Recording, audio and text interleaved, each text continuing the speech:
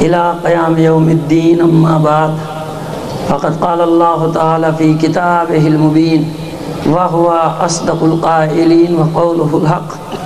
بسم الله الرحمن الرحيم. من المؤمنين رجال صدقوا ما عاهدوا الله عليه ومنهم من قضى نحبه ومنهم من ينتظر وما بدلوا تبديلا. صلوات بھیجے محمد علیہ.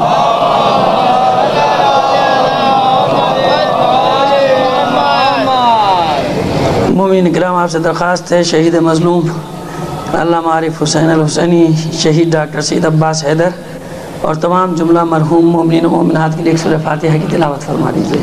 بسم اللہ الرحمن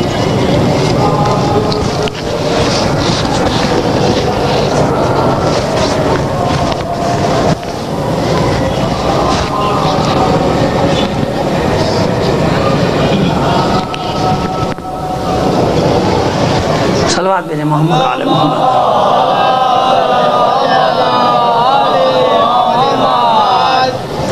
عزیزان محترم، کل تمہیدی مجلس میں ہم نے کچھ باتیں کی تھی، اب آج تفصیل سے بات کو آگے بڑھائیں گے.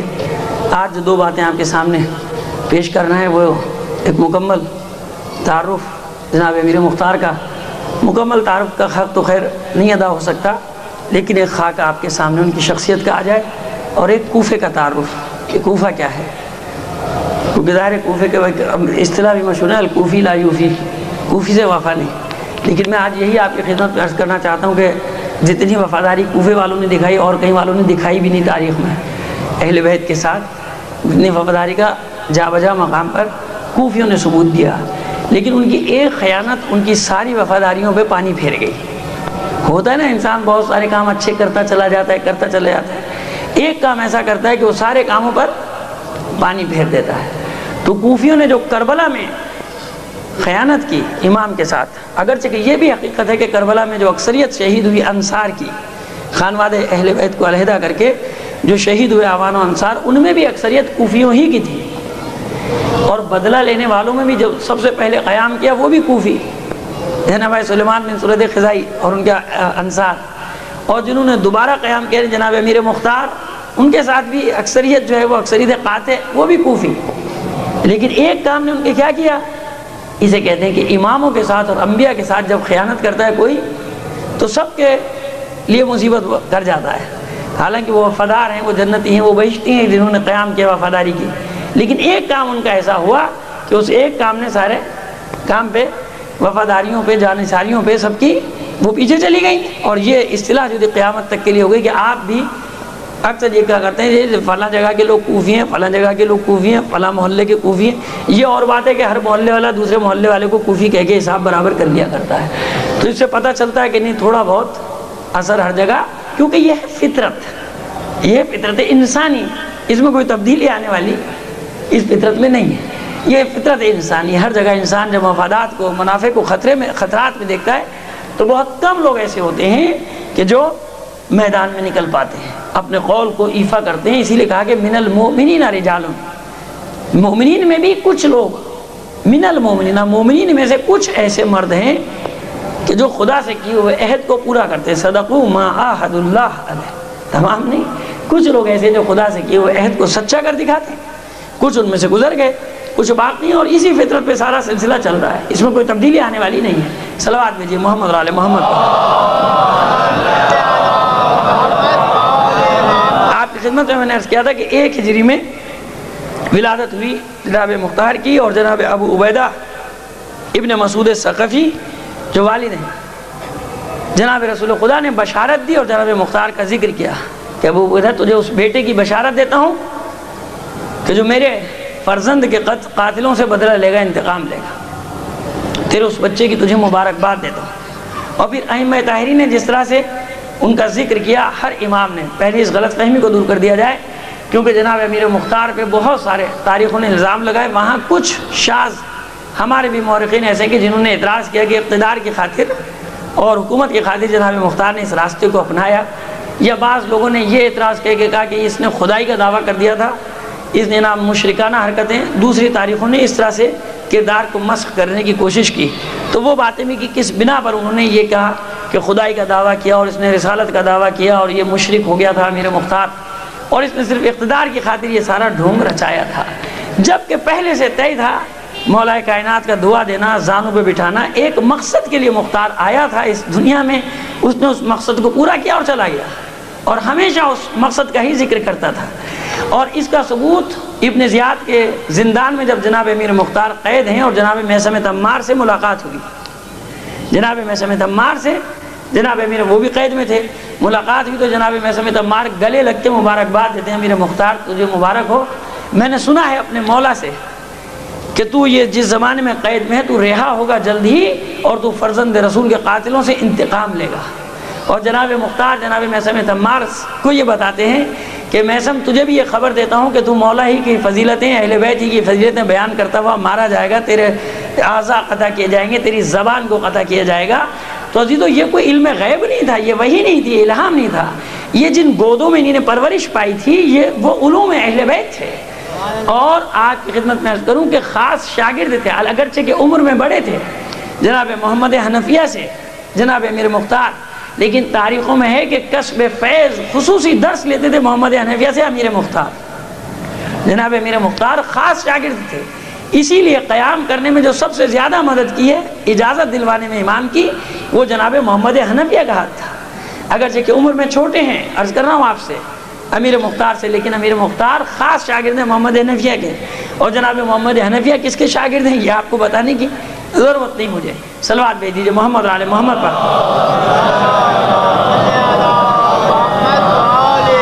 میں نے کہا آپ کے ادھر مت دیکھیے گا، وہ آپ میری طرف دیکھتے رہیے، یوں آپ دیکھیں گے میں بھی دیکھوں گا، آپ جہاں دیکھیں گے میں بھی دیکھوں گا، پھر نہیں کہیے گا کہ موضوع ادھر ادھر ہو گیا۔ صلوات بھیجیے محمد علی محمد۔ میں نے والد کا تعارف کرایا تھا آپ کی خدمت میں، اور 17 ہجری میں خلیفہ ثانی نے ان کو پہلے امیر مختار کو مدائن کا گورنر بنایا، اس اعتراف کی بنیاد پہ جو ان کے والد ماجد ابو عبیدہ ابن مسعود ثقفی جس جرت کے ساتھ عراق کی جنگ میں شہید ہوئے تھے، اس اعتراف پہ ان کو، لیکن یہ کم سن تھے تو انہوں نے خود سفارش کی کہ میرے چچا سعد ابن مسعود ثقفی کو یہ عہدہ دے دیا جائے۔ جب سے مدائن کی گورنری ان کے پاس، سالس کے زمانے میں ان کے پاس، مولا کائنات کے زمانے میں ان کے پاس، شہزادہ امام مجتبیٰ کے زمانے میں ان کے پاس، بس امیر معاویہ نے اتنا کام کیا کہ ہٹا تو نہیں سکتا تھا۔ آپ اس سے اندازہ کر لیجئے کہ معاویہ نے ایک بھی عمال کو زندہ نہیں چھوڑا مولا کائنات کے، جو زندہ بچ گئے وہ ان کے مسائل دوسرے تھے، وہ وجوہات دوسری تھیں، لیکن اول تو کسی کو مسند پہ رکھا ہی نہیں، سب کو ختم کر دیا تھا، ہٹا دیا تھا، معزول کر دیا، زندانوں میں ڈال دیا، قتل کر دیا، یا خود بعض وجوہات کی بنا پر چھوڑ دیا۔ لیکن ان کے نفوذ کا یہ عالم تھا اس خاندان کے کہ اس کی جرت نہیں ہوئی کہ ان کو ہٹا دے۔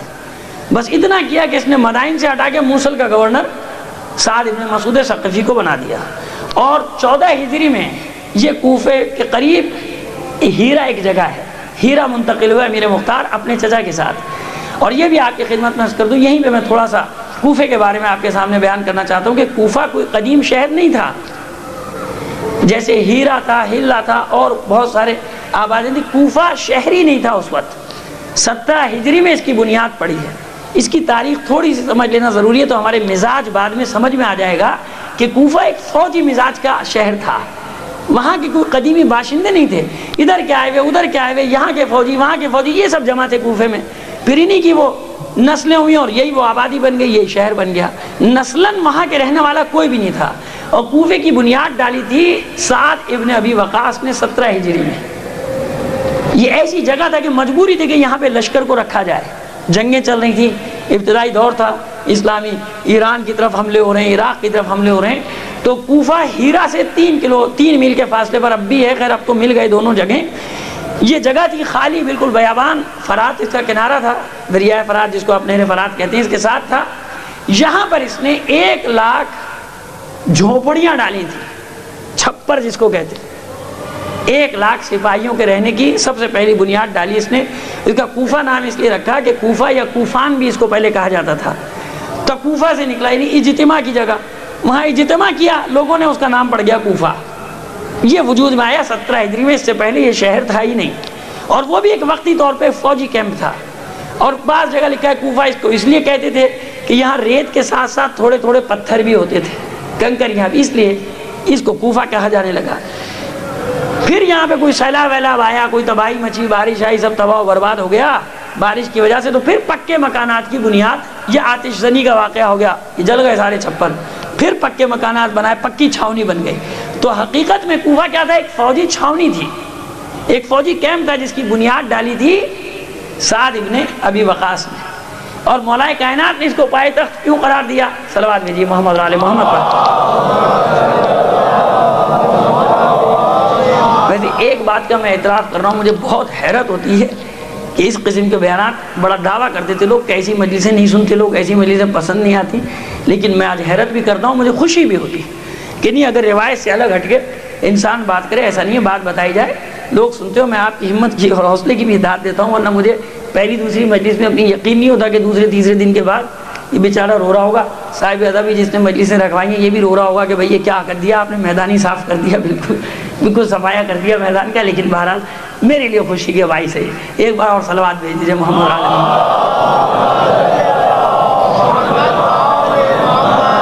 جب جمل کا فتنہ اٹھایا گیا تھا، اور جمل کا فتنہ کہاں اٹھا تھا؟ اٹھا تو مکے سے تھا، لیکن پہنچا تھا بصرے میں، کیونکہ بصرے میں حامی بہت بڑی تعداد میں ان کے پیدا ہو گئے تھے، لہذا مولا کائنات کو بصرے جانا پڑا۔ حوالے دے رہا ہوں، جنگ میں اس لیے نہیں پڑا کہ آپ سارا سال سنتے رہتے ہیں، وہ واقعات کی تکرار میں آپ کا وقت ضائع نہیں ہونا چاہیے، یہ سنتے رہتے ہیں واقعات جمل صفین کے سارے آپ تفصیل سے۔ تو یہ جب بصرے میں انہوں نے قبضہ کیا اور مولا کے والی کو زخمی کر کے اس کی ریش جو بھی تشدد کر سکتے تھے اس کے بعد وہاں قبضہ کر لیا اور ڈیرا ڈال دیا اونٹنی نے وہاں پہ، اور پورا لشکر ان کا براجمان ہو گیا۔ اور مولا کائنات نے کوفے بھیجا سب سے پہلے محمد ابن ابی بکر کو، جس کو اپنا بیٹا کہتے تھے، اور میں سمجھتا عمار کو، لیکن اس وقت کوفے کا جو والی تھا ابو موسیٰ اشعری، یہ مقدس نما جنہوں نے ہر دور میں اسلام حقیقی کو نقصان پہنچایا، ضربیں لگائیں، جن کو یہ کہا جاتا ہے کہ دیکھو صاحب کیسا مقدس آدمی ہے، نہ اس کو کھانے کی پرواہ، نہ اس کو پہننے کی پرواہ، چتھیڑے اس کے اوپر بدن پہ لگے ہوئے، اس کی پٹی قبا، دو رنگ کی اس کی چپل، دو رنگ کے اس کے موزے، یہ مقدسوں کا جو ایک نقشہ ہے اس وقت بھی ایسے ہی تھا جو آج کہیں کہیں کبھی کبھی پایا جاتا ہے، اس نے ہمیشہ نقصان پہنچایا۔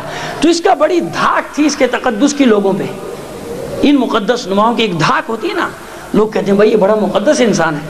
تو یہ ابو موسیٰ اشعری اڑ گیا کیونکہ منافق تھا، اس نے کہا کہ یہ فتنہ ہے، یہ مسلمان کا خون بہا رہا ہے۔ اب جناب محمد ابن ابی بکر کے خطبے کو اس نے ناکام بنا دیا، اور جناب محمد ابن ابی بکر ناکام ہو کے واپس گئے، تو کہا کہ وہ ابو موسیٰ اشعری نے وہاں فتنہ برپا کر رکھا ہے، اور وہ لوگ اس کے تقدس کا شکار ہو گئے، اور اس کے تقدس کا شکار ہو کے میری نہیں مان رہے۔ پھر بھیجا اپنے بیٹے جناب محمد حنفیہ کو، اور پھر اس کے بعد بھیجا جناب امام حسن مجتبیٰ کو خود کہ آپ جائے صلوات بھیجے محمد علیہ محمد پر۔ تھوڑا سا تاریخی حصہ ضروری ہے۔ جب آپ آئے پھر آپ نے لوگوں کے سامنے خطبات دی، تو پھر ابو موسیٰ اشعری کا زور ٹوٹا، اور کوفہ پہلا شہر عراق کا کہ جس نے بھرپور طریقے سے امام کا جمل میں ساتھ دیا۔ یہ کوفے کا ہراول دستہ تھا جو جمل میں صفین میں کوفی تھے۔ یہیں سے میں آپ کو آگے لے جانا چاہتا ہوں کہ جب ہراول دستے تھے تو بس یہ بھی طے ہے کہ سب سے زیادہ شہید بھی یہی ہوئے، زخمی بھی یہی ہوئے، ہراول دستے بنے۔ جمل میں بھی صفین میں بھی کوفیوں کی سب سے بڑی تعداد امام کے ساتھ تھی، آگے انہی نے سب سے زیادہ ساتھ دیا امام کا ان دونوں جنگوں میں۔ نتیجہ یہ نکلا کہ جب خوریزی ان کی زیادہ ہوئی تو آپ بہت اچھے تجربے رکھتے ہیں اس بات کے کہ جس محلے میں کچھ افراد مار دیے جائیں کتنا آسان ہوتا ہے وہاں کام کرنا۔ دیکھو مروا دیا نا تمہارے آدمیوں کو، قتل کروا دیا نا، تباہ کروا دیا نا، لٹوا دیا نا گھروں کو۔ ہم پہلے نہیں کہتے تھے، اب وہ مقدس نماؤں کا جال پھر کام کرتا ہے لوگوں میں جا کے۔ اب جب سب سے زیادہ شہید ہوئے، حالانکہ امام نے جمل میں فتح کے بعد سب سے بصرہ کو چھوڑا اور بصرے کی ملامت کر کے چھوڑا کہ تم جند المرا، تم عورت کے لشکری ہو۔ مذمت کیا، میں دیکھ رہا ہوں کہ تم پر مسلسل عذاب آئیں گے، تم پانی میں ڈوبے، تمہارے کنگروں کو مسجد کے پانی میں ڈوبتے ہوئے دیکھ رہا ہوں، مسلسل تم پانی کی زد میں، سیلاب کی زد میں رہو گے۔ کوفے کی مذمت کی، بصرے کی مذمت کی، اور کوفے پہنچے، اور کوفے میں زبردست استقبال۔ اس وقت یہ ہے کوفے کی حالت، اتنے محبت کرنے والے لوگ کوفے میں موجود ہیں مولا کی۔ یہ اس لیے بتا رہا ہوں کہ ابھی آگے جو سلسلہ چلے گا تو آپ پس منظر سے آگاہ رہیں کہ کوفہ کیا تھا، کیسا تھا کوفہ۔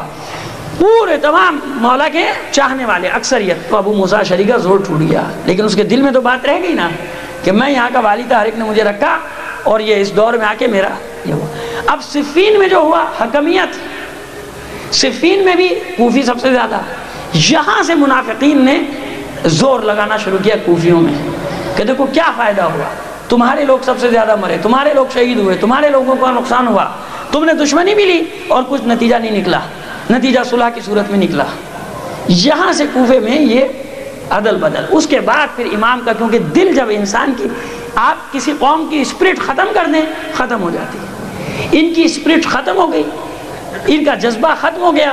خوارج کا گروہ انہی میں سے نکلا، یہ بھی کوفی تھے اکثریت، کہ جنہوں نے نہروان کی جنگ مولا کے سامنے کھڑی کر دی۔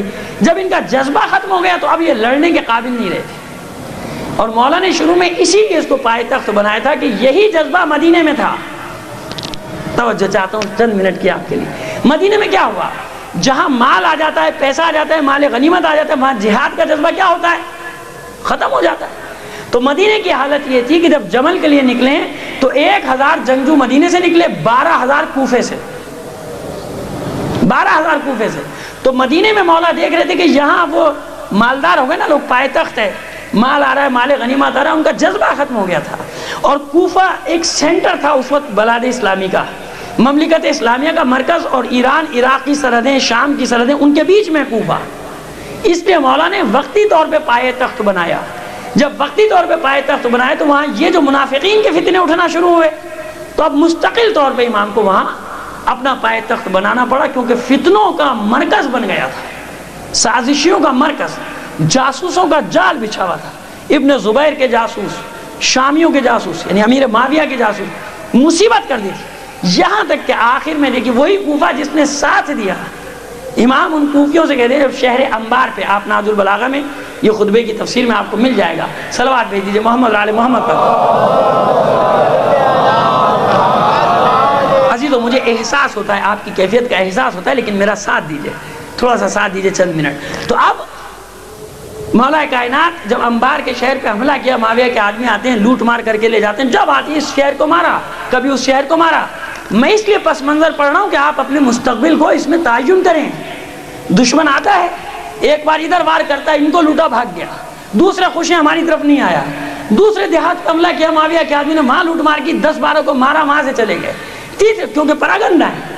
اور مولا کائنات کو خبریں مل رہی ہیں، جناب محمد ابن ابی بکر پیغام بھیج رہے ہیں کہ میں نہیں کر سکتا قابو، میرے پاس اتنے جنگجو نہیں ہے، مولا مدد بھیجیے، مدد بھیجیے، کہ جس کے جواب میں مولا نے جناب مالک اشتر کو بھیجا، لیکن سازش ہوئی اور وہ راستے ہی میں زہر دے کر اپنے ہی لوگوں نے بک گئے، مال لے لیا، مفاد لے لیا، عہدہ لے لیا، شہید کر دیے گئے۔ ان ماحول کی پیداوار ہے امیر مختار، یاد رکھیے گا، ایسا ماحول ہے کوفے کا کہ لوگ اپنے ضمیر کا سودا کر رہے ہیں، بیچ رہے ہیں۔ شہزادہ حسن کے ساتھ کیا ہوا؟ جو اسد بن قیس جو پہلا سردار تھا، اس کو جب بھیجا تھا تو وہاں یہ افواہ پھیلائی کہ امام نے صلح کر لی، امام کے لشکر میں یہ افواہ پھیلائی کہ وہ بک گیا، اس نے سودا کر لیا، امیر شام سے پیسے لے لیے۔ نتیجہ یہ ہوا کہ دونوں لشکروں کا مورل ڈاؤن، آپس میں جنگ ہوئی، ختم ہو گئے۔ یہ سازشی عناصر، یہ تاریخ ہے۔ وما بدلوا تبدیلا۔ اپنے حالات کو دیکھیے، آپ کہاں جا رہے ہیں، کیا سازشیں ہو رہی ہیں، کس طرح سے منتشر کیا جا رہا ہے، کس طرح توڑا جا رہا ہے آپ کی قوم کو۔ عزیزو یہ نہیں دیکھیں گے تو پھر آگے نہیں معلوم اور مزید کیا ہوگا ہمارے ساتھ۔ تو اب مولا کائنات کو جب یہ خبر ملی، سب کو جمع کیا کوفے کی مسجد میں، جمع کرنے کے بعد خطبہ دے رہے ہیں، خطبہ دیتے کہ بابا دیکھو، جو آتا ہے تم کو للکارتا ہے، مارتا ہے، چلا جاتا ہے، تم جہاد کے لیے نہیں نکلتے۔ کوئی نہیں کھڑا ہوتا، 4-5 آدمی، حجر ابن عدی اور یہ جو خاص خاص ہیں آتے ہیں۔ تو مایوسی کے عالم میں نکلے امام، یہ کوفہ۔ ابھی چند دن پہلے کیا حال، ابھی چند دن پہلے کیا حال، چند دن پہلے نعرے، وہ جوش و خروش، چند دن کے بعد مورل ختم۔ دیکھیں آئینہ ہے، چند دن پہلے یہ جوش و خروش، یہ عالم، تھوڑی سی پٹائی ہوئی، سیدھے ہو گئے، سب کے مزاج درست ہو گئے، ادھر ادھر بھاگتے پھر رہے، کونے قدرے ڈھونڈتے پھر رہے، وہ کہہ رہے اس نے کیا، وہ کہہ رہا اس نے کیا، وہ کہہ رہا تیری وجہ سے، وہ کہہ رہے تیری وجہ سے ہوا۔ بابا چھوڑو یہ وجوہات کو، جمع ہو جاؤ۔ امام نکلے اور دیوار، مسجد کوفہ کی دیوار سے پشت لگا کے کھڑے ہو گئے، اور جملے دیکھیے، کون سا کوفہ ہے کہ جو مولا کا چاہنے والا ہے، سب ماننے والے چاہنے والے موجود ہیں، پشت لگا کے کھڑے ہیں اور کہتے ہیں وائے ہو اس شخص پہ، وائے۔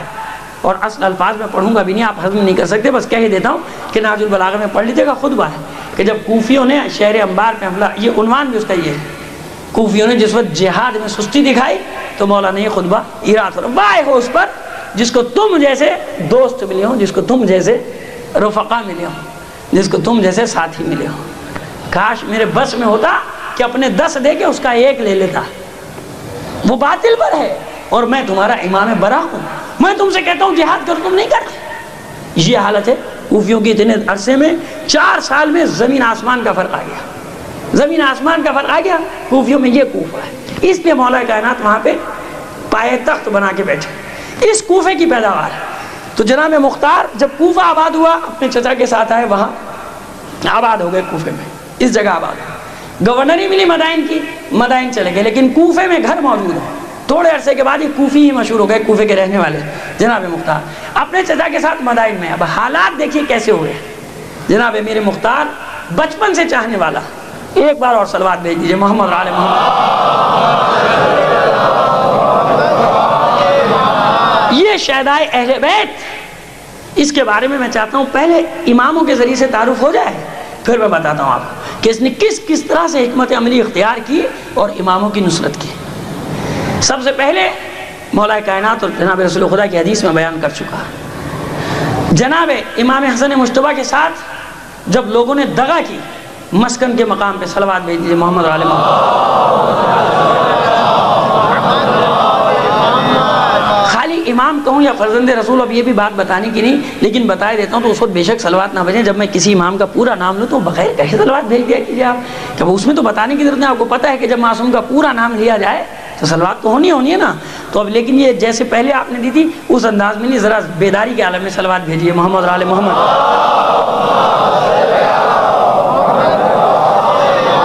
تو عزیزان محترم، یہ کبھی کبھی ضروری ہو جاتا ہے تاکہ پتہ چل جائے کہ بیداری، حالانکہ میں تقاضا نہیں کرتا آپ لوگوں سے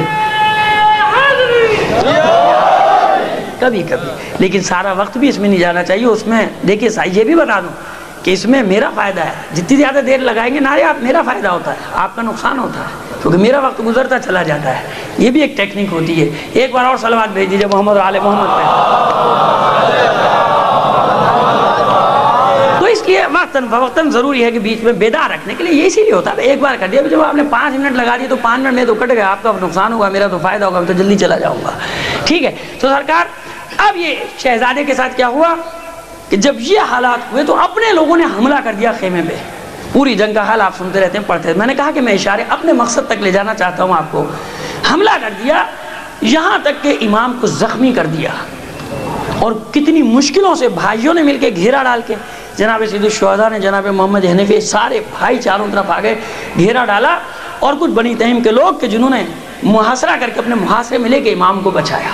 اس طرح سے حملہ آور اور ساتھ نکالا اسبات کے مقام سے اور مدائن پہنچا دیا، کیونکہ سعد ابن مسعود ثقفی گورنر ہے اور محب اہل بیت وہاں چھپا دیا. اور وہاں امیر مختار بھی. امیر مختار زمانے کا رنگ دیکھ رہا ہے، حالات دیکھ رہا ہے کہ دوستوں نے دغا کی امام کے ساتھ، بابا کے ساتھ بھی کی اور بیٹے کے ساتھ بھی کی. ان کوفیوں نے دغا کی ہے شہزادہ حسن کے ساتھ. حالات دیکھ رہے ہیں کہ جو کل تک دوست تھے آج وہ حملہ کر رہے ہیں امام پر. ایسا ہوتا ہے، فطرت ہے نا انسان کی. حملہ کر رہے ہیں سب. تو اب امیر مختار آور ابن حارث کے ساتھ منصوبہ بناتے ہیں کہ مجھے ڈر ہے. دیکھیے ماحول کیسا ہے کہ باپ بیٹے پر، بیٹا باپ پر شک کرتا ہے. ایسا ماحول آ جاتا ہے، بھائی بھائی سے چوکنا ہو جاتا ہے کہ یہ کس ایجنسی کا، وہ کس ایجنسی کا، یہ کس کے لیے کام کر رہا ہے، وہ کس کے لیے کام کر رہا ہے. یہ ماحول ہے چاروں طرف آپ کے، یہی ماحول ہے جس میں آپ جی رہے ہیں. وہاں بدلو تبدیلا، کوئی تبدیلی، بس طریقہ بدلتا چلا جاتا ہے، ٹیکنکس بدلتی چلی، ہو وہی رہا ہے، سب کچھ وہی ہو رہا ہے. اسی لیے کہتے ہیں کہ یہ قصہ پارینہ نہ سمجھو، اس ماضی کو اس لیے پڑھو، سامنے رکھو کہ تمہیں نظر آئے آگے کیا ہو رہا ہے، اپنا راستہ بناؤ آگے کے لیے ان تمام مشکلات میں سے. تو جناب امیر مختار منصوبہ بندی کرتے ہیں اور پھر سعد ابن مسعود ثقفی کے پاس جاتے ہیں، اپنے چچا کے پاس، تنہائی میں ملاقات کرتے ہیں. تاریخیں اس کا بھی حوالہ دیتی ہیں کہ صاحب یہ کام محبت کرنے والا تھا، یہ تو مال و دولت کا لالچی تھا، بعد میں اس نے بہانہ بنایا. اب کہتے ہیں اپنے چچا سے کہ چچا جان مسئلہ یہ کہ اب آپ دیکھ رہے ہیں کہ امیر شام چھاتا چلا جا رہا ہے، جنگ ختم ہو گئی اور پورے بلاد اسلامی پہ اس کا قبضہ ہو گیا. تو چچا کہتے ہیں پھر، کہتے ہیں بہترین موقع ہے اس وقت، اگر ہم حسن ابن علی کو امیر شام کے حوالے کر دیں تو آپ کا منصب بھی بڑھ جائے گا، زیادہ علاقے بھی مل جائیں گے، مال و متاع بھی ہمیں مل جائے گا، اور ہم اس کی نظروں میں اچھی فہرست میں آ جائیں گے. یہ جملے کہے تاریخ میں موجود ہیں. جناب امیر مختار نے اپنے چچا سعد ابن مسعود ثقفی سے اور سعد ابن مسعود ثقفی غصے کے عالم میں کہتے ہیں کہ مختار یعنی گریبان پہ ہاتھ ڈال دیتے ہیں کہ تو یہ بات کر رہا ہے، مجھے تجھ سے یہ توقع نہیں تھی کہ میں مال دنیا کے عوض فرزند رسول کو اس بدترین دشمن کے حوالے کر دوں. یعنی سخت سست کیا، ڈانٹا. اور پھر جناب مختار معافی مانگتے ہیں کہ چچا مسئلہ یہ ہے کہ میں بس یہی اپنی تسلی کرنا چاہ رہا تھا کہ میں دیکھ رہا ہوں کہ قریب ترین افراد امام کو چھوڑ کر جا رہے ہیں، قریب ترین افراد بے وفائی کر رہے ہیں. مجھے یہ ڈر تھا کہ کہیں ایسا ہے تیرے دل میں کوئی بات تو وہ باہر نکل آئے تو میں پھر امام کا انتظام کروں، امام کی حفاظت کا کوئی اور بندوبست کروں. صلوات بھیجیے محمد علی محمد پر. یہ مواسات اور مواخات کا اس کا انداز. اور پھر امام کو یقین دہانی کے فرزند رسول آپ اطمینان رکھیے، جب تک میرے اور میرے ساتھیوں کی تلواریں میرے قبیلے والے ہیں اس وقت تک کوئی دشمن آپ کے نزدیک بھی نہیں پہنچ سکے گا. اب آئیے کربلا کے میدان میں عاشور کے دن آخری وقت میں، اور بعض جگہوں پہ لکھا ہے کہ شہزادہ علی اکبر کی شہادت کے وقت امام حسین نے مختار کو یاد کیا ہے، جو زندان کوفے میں زندان میں تھے. جناب امیر یاد کیا مختار کو کہ مختار وہ دن کب آئے گا جب تو اس خون ناحق کا انتقام لے گا. اور خطاب کر کے بھی پہنچ سکا کہ ایک پیدا ہونے والا ہے، ایک ثقفی آنے والا ہے جو تم پر مسلط ہوگا، اور جو جو ظلم تم کربلا میں توڑ رہے ہو ہر اس ظلم کا قریب ہے کہ وہ تم پر مسلط ہوگا، تم سے بدلہ لے گا. اب سنیے جو کہتے ہیں کہ امام کی اجازت نہیں تھی. عزیز تو امام کے سامنے کسی نے سوال کیا چوتھے امام سے، امام زین العابدین علیہ السلام سے. یہ مقام مختار ہے تو امام ارشاد فرماتے رحم اللہ المختار انہ اقر عیوننا. خدا اپنی رحمت نازل کرے مختار پر جس نے ہم اہل بیت کی آنکھوں کو ٹھنڈک پہنچائی. پھر کہیں کہ جناب اجازت تحریری نہیں تھا. ارے بھائی مصلحت امام، وہ زمانہ، وہ ماحول، چینل بنایا امام نے. امام ہے، کائنات کے علوم پر حاوی ہے. آپ کے لیڈروں پہ آپ کو اتنا یقین ہے کہ اتنے بڑے بڑے سیاستدان، امام کی حکمت عملی پر آپ کو یقین نہیں ہے. امام کی حکمت عملی میں نے عرض کیا کہ ظاہری نہیں دیکھیے. امام جو انقلاب برپا کرتے ہیں، امام جو حکمت عملی اختیار کرتے ہیں وہ قیامت تک اثر انداز ہوتی ہے. آپ اس آئینے میں جب دیکھیں گے تو آپ کو سمجھ میں آئے گا کہ امام کس طرح سے انداز میں حکمت عملی اختیار کرتا ہے. یہ دنیاوی سیاستدان ہیں، آپ فوراً سمجھ جاتے ہیں میں بڑی اچھی حکمت عملی اختیار کی، کامیاب ہو گیا، پہنچ گیا. دوسرے دن گالیاں پڑ رہی ہوتی ہیں، لعنتیں پڑ رہی ہوتی ہیں، جیل میں پڑا سڑ رہا ہوتا ہے یا کہیں بھاگ گیا ہوتا ہے پیسہ ویسا لے کے. یہی ہوتا ہے یہاں صبح شام. اس کو گالی دو، اس کو زندہ باد مردہ باد کرتے رہو، اور پھر اس کے بعد اس کے سارے کارنامے باہر آ رہے ہیں. ظالم. اور اب تو یہاں وہ بھی نہیں ہوتا. اب جو ظالم ہوتا ہے 2 ہی دن ظالم رہتا ہے، وہ 2 دن کے بعد جو ہمارا عدالتی سسٹم ہے خود بخود ہی اس کو مظلوم بنا دیتا ہے.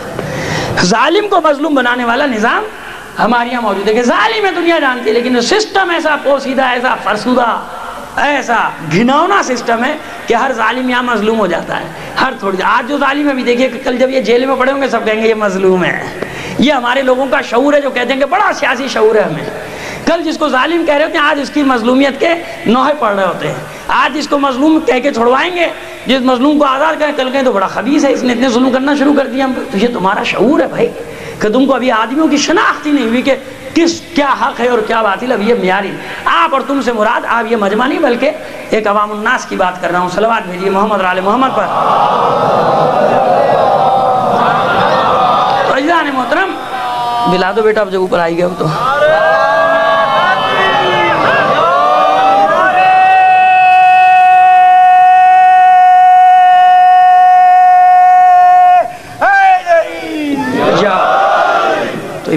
جو امام یہ ارشاد فرما رہا ہے مختار کے لیے انہ اقر عیوننا، اس نے ہماری آنکھوں کو ٹھنڈک عطا کی ہے، ہمیں چین بخشا ہے. تو بس اس کا مطلب امام کی حکمت ہے کہ تحریری نہ دیا جائے، چینل بنا دیا جائے.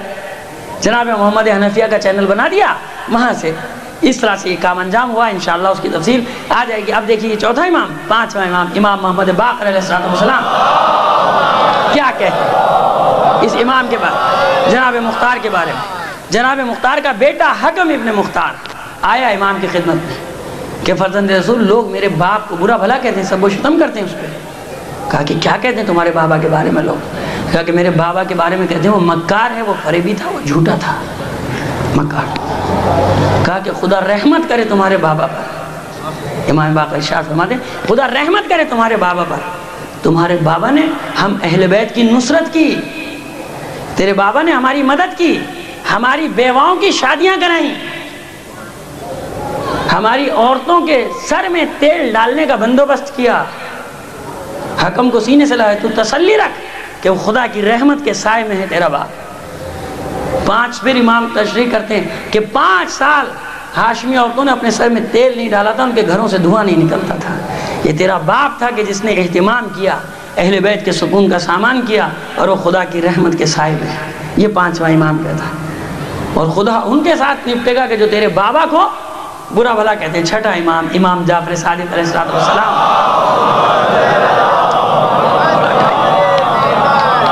آپ ارشاد فرماتے، لوگوں نے سوال کیا جناب مختار کے بارے میں، کہا کہ اس کے بارے میں پوچھتے ہو کہ جس پر مسلسل خدا کی رحمتیں نازل ہو رہی ہیں؟ یہ اماموں کی رائے ہے مختار کے بارے میں، اماموں کی رائے، اور پھر اس میں شک کرنا یہ اس کی حکمت عملی تھی۔ الزام مورخین لگائی، اس نے خدائی کا دعویٰ کر دیا تھا، اس نے نبوت کا دعویٰ کر دیا تھا، اور میں اس کو کیا کہوں جس کے بارے میں تم کہتے ہو کہ سندھ سے ایک عورت نے فریاد بلند کی اور وہ وہاں سے کہتا ہے آ رہا ہوں آ رہا ہوں۔ کیوں بھائی؟ وہ کیا تھا؟ وہ خدا تھا، وہ نبی تھا، وہ رسول تھا۔ ارے مختار تو وہ باتیں کہہ رہا ہے جو اس کے مولا نے بتائیں، مختار تو وہ خبر دے رہا ہے کہ تم کہہ رہے ہو کہ پہلے سے کہتا تھا یہ ہو جائے گا وہ ہو جائے گا، تو اس لیے کہتا تھا کہ وہ علی کا شاگرد ہے، اس لیے کہتا تھا کہ وہ اولاد علی کا شاگرد ہے، اس لیے کہتا تھا کہ اس کو اماموں نے خبر دی۔ ان کو کس امام نے خبر دی؟ یہ تو امامت کے قائل ہی نہیں تھے۔ ان کو کیسے پتا کہ وہ نیل کے مصر کی پتہ نہیں کون سی جنگ میں بھی وہ ٹی وی کے اوپر بھی دے رہے تھے، پتہ نہیں کیا سلسلہ تھا، میں نے سنا نہیں، لوگوں نے بتایا، لیکن میں نے بہرحال پڑھا ہوا ہے وہ واقعہ۔ جناب وہ جنگ ہوئی، دریا خشک ہو گیا، ان کا جب مخصوص رسم وہ اپنی انجام دیں گے تو یہ اس دریا میں پانی جاری ہو جائے گا۔ وہ کفار، اور لکھ دیا حاکم وقت کو کہ بھائی وہ تو یہ کہہ رہے ہیں مصر میں کہ اب جب تک پانی آ بھی نہیں رہا۔ انہوں نے کہا اچھا، انہوں نے خط لکھا دریا کے نام، دریا کے نام خط لکھا ہے، موجود ہے دریا کے نام خط لکھا کہ اے دریائے نیل تو خدا کے حکم سے جاری ہو جا، اور وہ کہا کہ یہ خط لے جا کے دریا کے بیچ میں ڈال دینا، تم رکھ دینا، جہاں خشک ہے وہاں رکھ دینا، پانی جاری ہو جائے گا۔ خط کس کا تھا؟ خط تو ان کا تھا۔ آج یہ فضیلت ہے، خدا کے حکم سے جاری ہوا، وہ دریا نے ان کا خط پڑھا اور وہ جاری ہو گیا۔ تو یہ کس کا معجزہ ہو گیا؟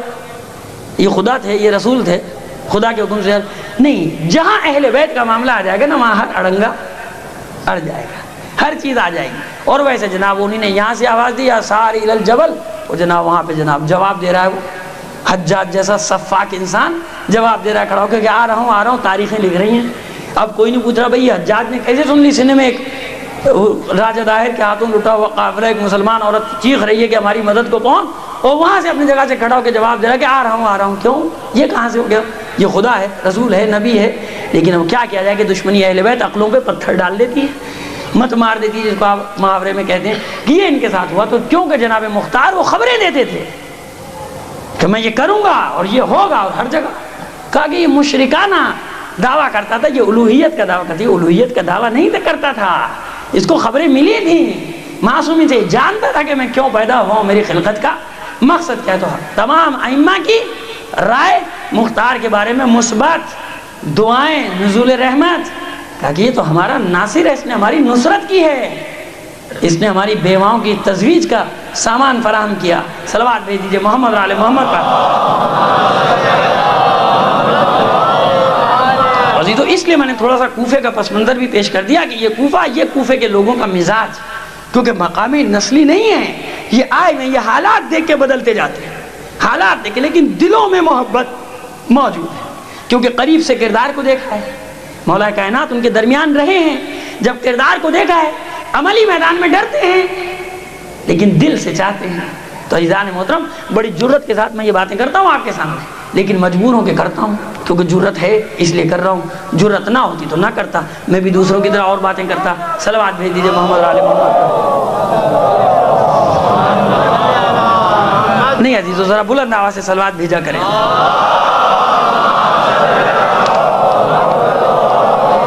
تو اب عزیزو نتیجہ جو نکال رہا ہوں آج کی مجلس کا، اگرچہ کہ بہت ساری باتیں تھیں لیکن مجھے وقت اجازت نہیں دے رہا، کہ جو نتیجہ نکال رہا ہوں آپ کے سامنے وہ یہ ہے کہ محبت اور چیز ہے، عملی میدان میں اس کا مظاہرہ کرنا وہ اور چیز ہے۔ کوفیوں کے پاس محبت تھی، عملی میدان میں ناکام ہو گئے، فیل ہو گئے۔ قربانی کی جب بات آئی پیچھے ہٹ گئے، قربانی کا معاملہ جب آتا تھا شہادت کا مسئلہ آتا تھا، گھر لٹوانے کا مسئلہ آتا تھا، پیچھے ہٹ جاتے تھے، لیکن محبت کرتے تھے۔ آپ کو یاد ہے نا فرض تک کا جواب، قلوبہم معک سیوفہم علیکم، دل آپ کے ساتھ، تلواریں ان کے ساتھ۔ یہ تلواریں ان کے ساتھ ہونے کا کیا مطلب ہے؟ آپ کہیں گے بڑے ظالم لوگ تھے، دل میں امام کی محبت، تلواریں ان کے ساتھ۔ عزیزو تلواروں سے مراد یہ تلواریں تھوڑی کہ تلواریں لے کے ٹوٹ پڑتے تھے۔ جس سے محبت کرتا ہے انسان ضروری تو نہیں کہ اس پہ تلوار لے کے ٹوٹ پڑے، تلواریں ان کے ساتھ یعنی عمل میں اس کے ساتھ ہے۔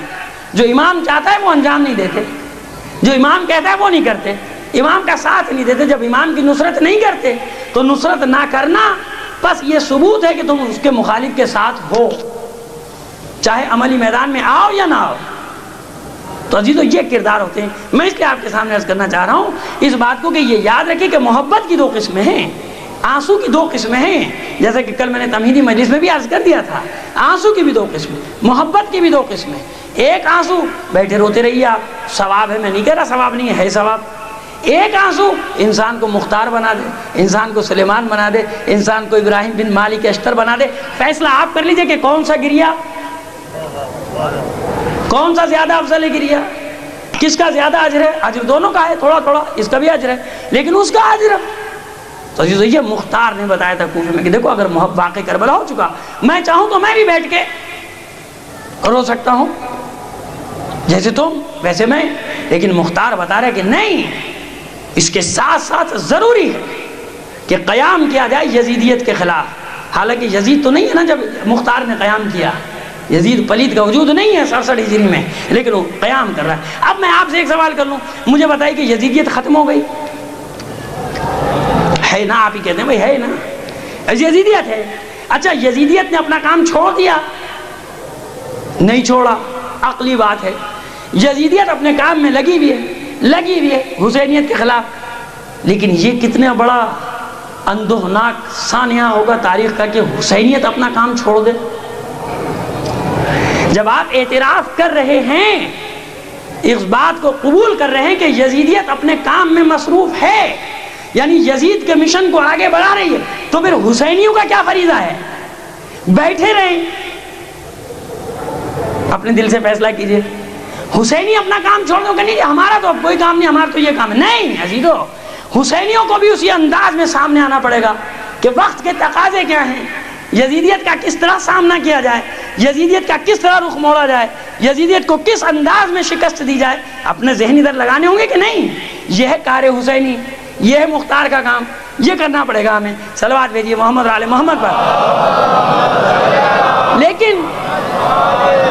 لیکن خدا نہ کرے کہ معاملہ اس کے برعکس ہو جائے، بجائے وہ یزیدیت سے برسر پیکار ہونے کے آپس میں الجھ گئے، آپس میں لڑ گئے، آپس میں مصیبتیں طرح طرح کی اپنے اوپر ہم نے خود ہی مسلط کر لیں، اور کچھ مصیبتیں واقعی ہم نے خود مسلط کر لیں کہ ان سے جان چھڑانا بھی اب مشکل ہو رہا ہے کہ ان سے جان کیسے چھڑائی جائے۔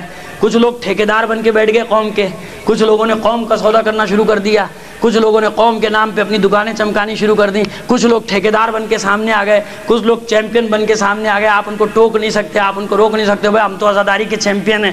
اگر کچھ ایک لفظ کہہ دیا تو صاحب کھڑے ہو گئے کہ صاحب یہ تو عزاداری کا مخالف ہے۔ تو یہ کیا ہے؟ یہ سب حربے۔ اپنے دلوں سے فیصلہ کرو۔ ایک بڑا آسان سا الزام ہوتا ہے، کوئی صحیح بات کہہ دی، یہ دیکھا یہ عزاداری کا مخالف، یہ نماز کا مخالف۔ ارے بھائی کون کس کا مخالف؟ ایک اصلاح کی بات ہے، اپنی دیکھو کہ کدھر چلے جا رہے ہیں۔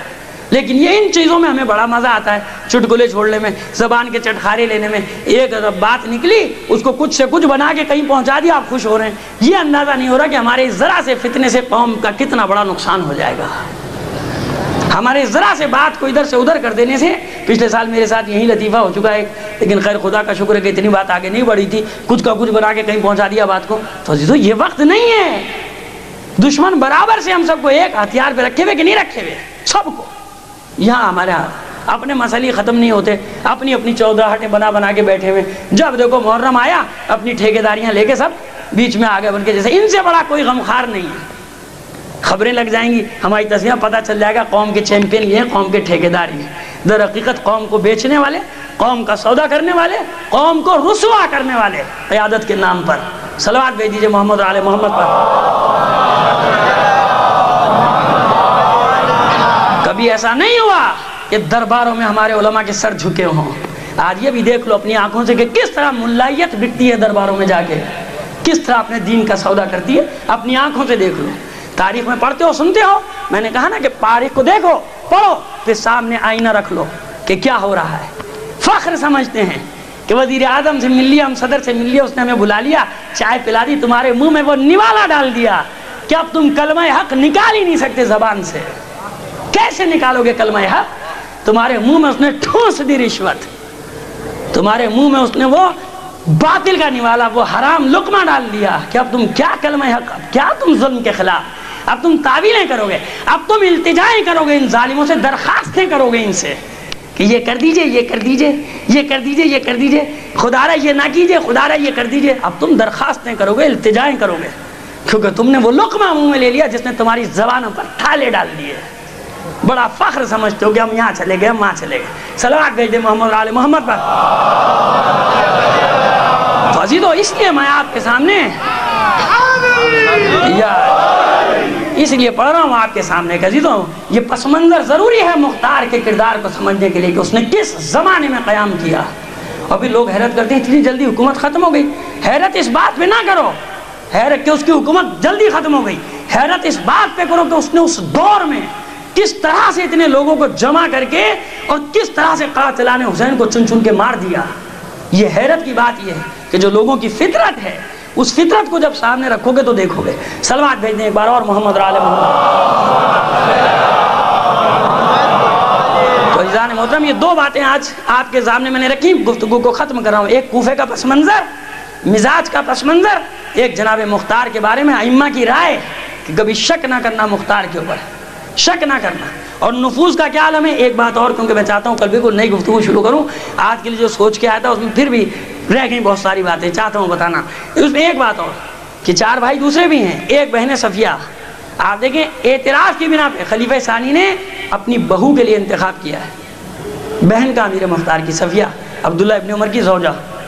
اور اس میں بھی دیکھیے قدرت کا کیا راز پنہا ہوتا ہے کہ آگے چل کے آپ کو سمجھ میں آئے گا۔ اب جب خیر مجھ سے زیادہ یہ معذرت چاہتا ہوں اگر یہ جملہ گراں گزراؤ کے سمجھ میں آئے گا، آپ سب مجھ سے زیادہ سمجھدار ہیں، لیکن جب میں بیان کروں گا تو آپ پر واضح ہو جائے گی بات۔ یہ عبداللہ ابن عمر سے جناب امیر مختار کے اس رشتے نے کیا کارنامہ انجام دیا انتقام کے لیے۔ تو عزیزو، یہ رشتہ ایک وہاں جوڑا اور خود انہی نے درخواست کی تھی چچا سے ان کے کہ بھائی یہ ہمارے ساتھ دے دیں، ہمارے بیٹے کے ساتھ بیاہ دیں۔ انہوں نے وہی لے جاؤ، کیونکہ حکومت تو مختار کو ہی کرنی ہے، ان کو نہیں کرنی۔ ابھی آپ کہیں کہیں فائدہ بھی نظر آتا ہے عورت کی گھر پہ حکومت کا، تو وہ فائدہ یہاں تاریخ میں آپ کو سب سے زیادہ نظر آئے گا اسی جگہ پہ۔ صلوات بھیج دیجئے محمد آل محمد۔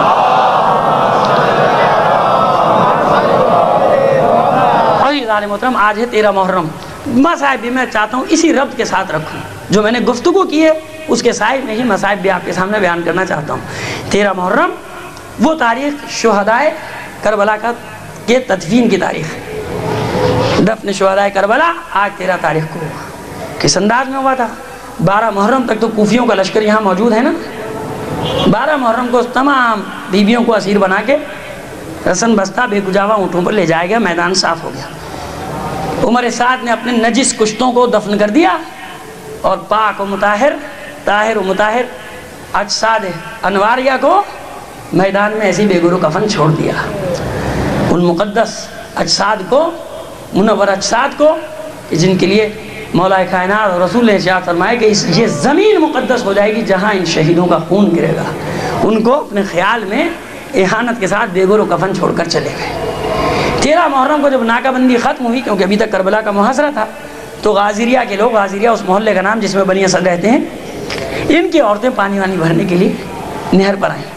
نہر پر آئیں تو کربلا کا میدان سامنے اور چند بے گورو کفن لاش، سمجھ گئیں کہ ان ملعونوں نے اپنے کشتے دفنا دیے اور فرزند رسول اور اس کے انصار کو اسی عالم میں چھوڑ کر چلے گئے۔ عزاداران حسین، بس ان بیویوں نے کربلا میں پہلی مجلس برپا کی، گری اوزاری کیا، ماتم کیا فرزند رسول پہ، فوراً واپس اپنے گھروں کو پہنچی، مردوں کو جمع کیا، کہا کہ دیکھو تم نے وعدہ کیا تھا فرزند رسول سے، اور حسین نے تم سے شرط، اسی شرط پہ زمین تم کو ہبہ کی تھی کہ ان کے جنازوں کو دفنا دو گے، ان کے اجساد کو دفنا دو گے۔ اب مردوں کا یہ عالم ہے، دیکھیے آپ، قول بھی کیا ہے، یاد بھی ہے، شرط بھی یاد ہے، عہد بھی یاد۔ اپنی عورتوں سے کہتے ہیں خبردار زبان سے لفظ نہ نکالو، بیٹھ جاؤ، ٹھیک نہیں، کیا ماحول، کیونکہ اپنی آنکھوں سے کربلا کا واقعہ دیکھا ہے نا، جنگ دیکھی، دہشت تاری. اچھا کیا چاہتی ہو؟ ہم سب قتل کر دیے جائیں، ہمارے گھر جلا دیے جائیں؟ خبردار، ابھی کسی تدفین کا دفن کا نام نہ لو. آپ کہیں گے کیسے لوگ تھے، فرزند رسول کا لاشا نہیں عزیز. وما بدلوا تبدیلا، فطرت میں تبدیلی آنے والی نہیں. وہی ہے، آپ اپنے ماحول کو دیکھ لیجئے.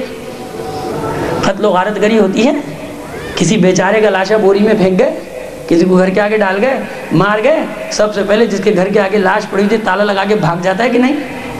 کہ پولیس پہلے تو میرے گھر والوں کو اٹھا کے لے جائے گی، یہ نہیں تو وہ دوسرے آئیں گے، وہ سفاک قاتل، وہ مجھے مار دیں گے. آپ کو تو سمجھانے کی ضرورت ہی نہیں، آپ تو بہت اچھی طرح ان مسائل کو سمجھتے ہیں. برسوں ہوئے آپ کو یہ کھیل دیکھتے ہوئے کہ کتنے خوف اور دہشت طاری ہوتا ہے لوگوں پہ. مر جائے، قتل کر دیا جائے تو گن پوائنٹ پہ یہ کہہ جاتے خبردار جو FIR اس کے نام پہ کڑے، خاموش ہے بیچارہ، لاش لیے بیٹھا ہے. یعنی جانتا ہے کہ یہ قاتل ہے لیکن اس کا نام لے سکتا ہے؟ نہیں لے سکتا. تو فطرت کیا ہے؟ وہی فطرت ہے، چلی آ رہی ہے. تو یہ دہشت زدہ ہے لوگ. نہ بابا ہم نہیں جائیں گے. کیا چاہتی ہو؟ قتل کر دیے جائیں، مار دیے جائیں، جلا دیے جائیں، ہم نہیں نکلیں گے. آج وہی ہوتا ہے نا، گھروں کو لوٹ لیا جاتا ہے، آگ لگا دیا، اچھا یہ تھا، اڑا دو اس کو، مار دو. وہی فطرت چلی آ رہی ہے. لہٰذا مردوں نے منع کر دیا، ہم نہیں جائیں گے. عورتیں جمع ہوئی، کیا کیا جائے؟ کوئی بیوی کہتی ہے کہ سنو، حسین نے یہ بھی تو کہا تھا کہ اگر تمہارے مرد راضی نہ ہو تو تم ہمارے لاشوں کو دفنانا. عورتوں سے سب عورتوں نے اقرار کیا کہ ہاں ہم نے وعدہ کیا تھا. اب ان عورتوں نے کیا کیا؟ کدال بیلچے پھاوڑے لیے اور اپنے گھروں سے نکل پڑے جلوس کی صورت میں کربلا کے میدان کی طرف. ادھر عورتیں نکلی، ادھر چھوٹے چھوٹے بچے پیچھے پیچھے.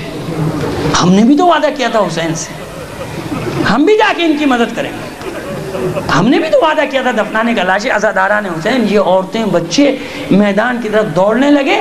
اب یہ باہر نکلے مرد، ان کی غیرتیں جاگی، ان کی حمیتیں جاگی. یہ کیا ہوا؟ دیکھو ہمارے دونوں طرف موت ہے. اگر ہماری عورتوں نے یہ کام کیا تو ہم ذلت کی موت مر جائیں گے، اور اگر ہم دفناتے ہیں شہداء کی لاشوں کو تو ابن زیاد ہمیں قتل کرا دے گا. بس موت تو دونوں صورت میں، ایک عزت کی موت ہے، ایک ذلت کی موت ہے. ایک موت ایسی ہے کہ مر بھی جائیں گے ذلیل اور رسوا ہو کر، اور ہماری شفاعت بھی نہیں ہوگی جہنم. ایک عزت کی موت ہوگی کہ ہم سرخرو ہو جائیں گے. لہٰذا اب یہ سارے مرد دوڑے، ان کی غیرتیں جائیں، اپنی اپنی عورتوں کے سروں پر چادریں ڈالیں، چلو گھر واپس، ہم زندہ ہیں. کیسے ہو سکتا ہے کہ تم میدان میں آؤ، تم میدان میں آؤ. عزاداران حسین، بس کوئی مسلمان کی غیرت نہیں جاگی. کتنے مسلمان ہیں، ہزاروں لاکھوں، اور رسول کی بیٹیاں بے پردہ بازاروں میں جا رہی ہیں.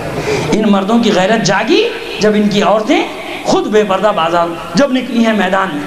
بھیجا ان کو، خود چلے کربلا کی طرف، میدان گنج شہیدان کی طرف. وہاں پہنچے، اور پہنچنے کے بعد کچھ افراد کی ڈیوٹی لگا دی کہ اگر کوفے کی طرف سے لشکر آئے تو اطلاع دے دینا. اب یہ وہاں پہنچے، ابھی چاہتے ہیں کہ قبریں کھودنے کا انتظام کریں کہ ایک مخبر دوڑا دوڑا آیا اور اس نے کہا کہ کوفے کی طرف سے کوئی سوار تیزی سے چلا آ رہا ہے، کوئی سوار تیزی سے چلا. یہ ہوشیار ہو گئے، بلکہ انہیں اپنے ہتھیار بھی سنبھال لیے. کہتے ہیں اگر ابن زیاد کی طرف سے ہے کوئی تو ہم پہلے اس کو قتل کر کے دفن کریں گے، بعد میں لاش، مگر اب ضرور دفنائیں گے حسین اور اس کے ساتھیوں کی لاش. لیکن جب تھوڑی سی دھول چھٹی، دیکھا کہ ایک سوار ہے گھوڑے پر چلا رہا ہے. اور جب سوار نزدیک آیا تو یہ بنی اسد کے لوگ حیران ہو گئے کہ ایک لاغر اور بیمار مرد، جس کے گلے میں طوق خاردار، جس کے ہاتھ رسیوں سے بندھے ہوئے اور جس کے پیروں میں زنجیر ہے، آیا. بڑی مشکل سے یہ اپنی سواری سے اترا اور یہ حیران ہو کر پوچھتے ہیں کہ تم کون ہو؟ کہا کہ دیکھو بھائیوں، میں تمہاری مدد کرنے آیا ہوں ان کے دفنانے کے لیے. کہا کہ آپ ہماری کیا مدد کریں گے؟ کہا کہ دیکھو تمہیں قبریں بنانے کی ضرورت نہیں ہے، ان کی قبریں تیار ہیں، بس میں جہاں جہاں تمہیں بتاتا جاؤں وہاں سے مٹی ہٹاتے جاؤ، وہاں سے مٹی ہٹاتے جاؤ. ایک جگہ نشاندہی کی، اس آنے والے مریض نے، انہی نے تھوڑی سی مٹی ہٹائی، ایک قبر نمودار ہو گئی. کہا کہ دیکھو اس قبر میں اس لاشے کو اتارنا ہے. کس لاشے کو؟ جس کا جوڑ جوڑ کربلا کے میدان میں الگ ہے. دو ہی لاشیں تو پامال ہوئے ہیں نا کربلا میں، ایک حسن کے لال قاسم کا لاشا اور ایک زہرا کے لال حسین کا لاشا. اس طرح سے پامال کیا گیا تھا، پہلے تیروں سے چھلنی، پھر گھوڑے کی ٹاپوں سے پامال کیا گیا تھا. کہ روایات میں، زیارتوں میں یہ جملے ہیں کہ جس کا جوڑ الگ کر دیا گیا، قطع کر دیا گیا تھا، جس کا بدن ٹکڑے ٹکڑے کر دیا گیا تھا، وہ حسین۔ عزادارو، ان سے کہا کہ دیکھو ہاتھ نہ لگانا، بس مجھے ایک کپڑا لا دو بڑا سا، ایک بوری کا ٹکڑا لا کے دیا، اور اس آنے والے نے ایک ایک ٹکڑے کو اٹھا کے اس کپڑے پر رکھنا شروع کیا، یہاں تک کہ اس انداز میں کہ ایک بے سر کا لاشا ترتیب پا گیا، اور پھر اس کپڑے کے دونوں پہلوؤں کو پلٹا تو اس نے اس جسم کو ڈھک لیا۔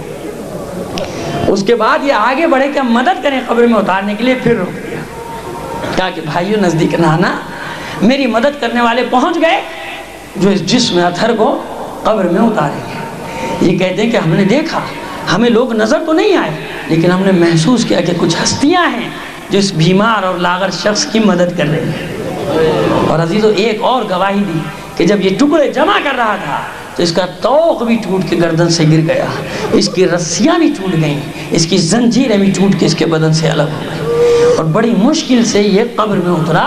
اور قبر میں اترنے کے بعد پہلے اس نے اپنا سر اس لاشے کے سینے پہ رکھا، اور پھر گلو بریدہ پر اپنا رخسار رکھ دیا، کٹی ہوئی گردن پہ اپنے رخسار رکھ دیے، اور زار و قطار رونا شروع کر دیا۔ کچھ دیر کے بعد قبر سے باہر آیا، اور پھر کہتا ہے بھائیو مجھے سہارا دے کر ذرا نہر کے کنارے لے چلو۔ اس بیمار و ناتواں شخص کو بنی اسد کے لوگوں نے سہارا دیا، نہر کے کنارے ایک اور لاشا پڑا ہے جس کے بازو نہیں ہیں، اور یہ ہائے چچا کہہ کے اس لاشے کے سینے پہ گر، ہائے میرا چچا، ہائے میرا چچا عباس۔ قریبی زمین کی طرف نشاندہی کی، بنی اسد کے لوگوں نے ذرا سی خاک ہٹائی، قبر نمودار ہوئی، اس لاش کو بھی اس نے کچھ غیر مری طاقتوں کی مدد سے، نہ نظر آنے والی ہستیوں کی مدد سے قبر میں اتارا۔ دیر تک اس کا بھی ماتم کرتا رہا، مٹی سے قبر کو برابر کیا، پھر کہتا ہے کہ ایک بڑی سی قبر بنا لو اور تمام شہداء کو اس میں دفن کر دو۔ عزاداران حسین پھر واپس پہلی قبر کے پاس آیا۔